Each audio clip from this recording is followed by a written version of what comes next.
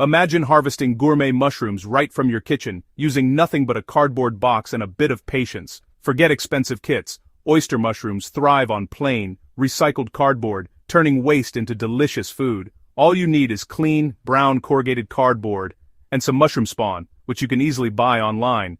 Remove any tape or labels, and use a plastic bucket or bag as your container. The goal is to mimic the damp, dark conditions mushrooms love, just like under a log in the forest. This project is simple, affordable, and connects you directly to nature's recycling magic. Let's get started and turn your cardboard into a living mushroom garden. Start by tearing your cardboard into hand-sized strips, no scissors needed. Soak the pieces in water until they're soft and sponge-like, then squeeze out excess moisture. In your container, layer damp cardboard and sprinkle a thin layer of mushroom spawn between each. Alternate layers until nearly full, finishing with cardboard on top to keep moisture in. Cover with a lid or loosely tie the bag and poke a few holes for air. This simple layering gives the mycelium everything it needs to thrive. No special skills required, just patience and curiosity. Now let's see what happens as the fungi get to work. Place your container in a dark, stable spot. Anbiten desdrubai steder dar like a cupboard or shed, and let it sit undisturbed for a week or two. Soon, you'll spot fine white threads weaving through the cardboard.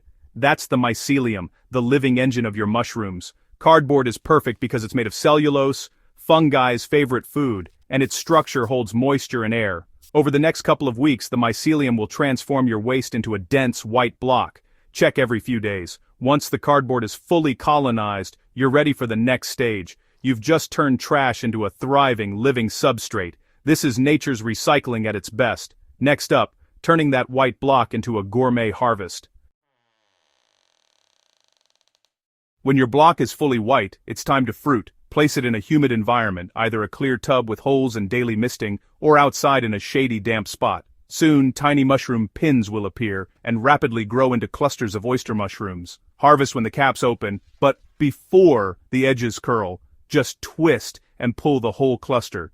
Keep the block moist, and you'll get more flushes over the next few weeks. Once spent, add the block to your compost or use it to start a new batch. Growing mushrooms on cardboard is simple, sustainable, and incredibly rewarding. Give it a try and enjoy the freshest mushrooms you've ever tasted. Share your success. Every small harvest is a victory for your garden and the planet.